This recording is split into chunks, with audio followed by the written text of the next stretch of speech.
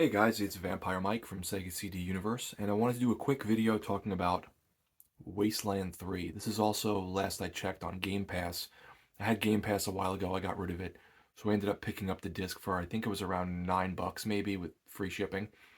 Um, I played Wasteland 2, and I loved it. It's been a long time since I've played it, but I really wanted to play 3 because I loved 2 so much. So let me just start out.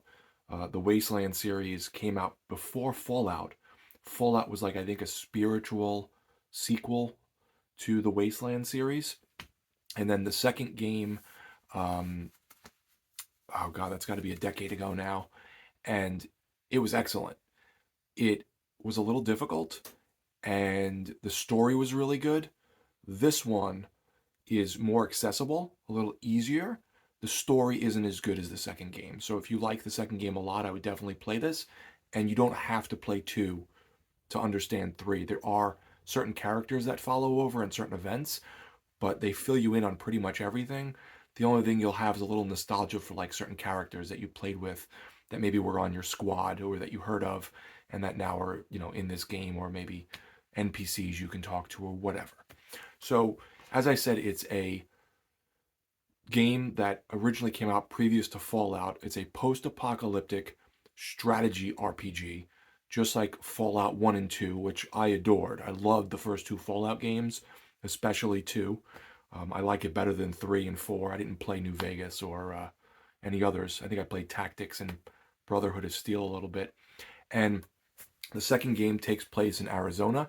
You're this group called the Desert Rangers, which I guess just becomes the Rangers. And then this game takes place in Colorado. The apocalypse has happened. It sort of gets worse at the end of the second game without spoiling that ending. And you are now trying to work with the patriarch, who is like, I guess, kind of like the president or some kind of government head of Colorado. And you're trying to bring peace to the land by, destroying gangs, doing all kinds of missions, upgrading your characters, upgrading your vehicle that you drive around Colorado with.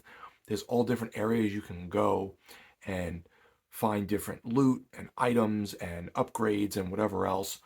It's really fun. It's kind of addicting. The characters are all pretty well fleshed out. You can talk to a lot of people. Um, there's some secrets and Easter eggs, just like all the other games of this type. And if you like post apocalyptic games like the ones I've mentioned, you'll like it. It has a little bit of like a Western flair to it, which all these Wasteland games do. The fighting is, again, a strategy RPG, so you're using your action points to pick where you want to move and then what actions you want to take with your extra points. It looks better than the second game. It plays better, but as I said, the story in the second game I was more invested in. I thought it was a better story overall. There's a character from the second game in the third game that I didn't like in the third game, and I felt like they sort of messed with the story a little too much. But overall, this game was phenomenal. I thought it was great. Um, I was interested in the story. I was interested in the characters. You have that whole thing going on where a lot of the choices in the game are moral questions. So while you're playing, it's like, well, you can save this guy, but he's a bad person. But if you don't save him, this happens. And then you're like, well, which way do I go? Or if you save the guy, you get like a really good piece of armor, but he's a bad person. Do you want the piece of armor? So that happens a lot throughout the game. There was one point where I had to find a girl for someone and return her to slave owners. And she was like I guess like a refugee, and these people bought her and she ran away, and you have to bring her back. And you're kind of got that moral conundrum going on, like, but you get the best armor in the game. So it, depends on how you want to play the game and how, good or bad you want to be. Um, Trying to think what else. There's all kinds of abilities you can get and upgrades. You can be a mechanic. You can do explosives. Excuse me. You can hack into computers. You can lockpick. My main character was a lockpick, so I would go through the game and open treasure chests and doors that I wasn't supposed to. So it's really fun. There is an easy mode, so for me, I can't really die a lot, and bang my head up against the wall with video games any longer. So I put things usually on easy mode and just kind of take my time with them, play an hour here, an hour there when time permits. So if you liked Wasteland 2, if you liked Fallout 1 and 2, if you like strategy RPGs or post-apocalyptic RPGs, highly recommend it. If you have Game Pass, just play it.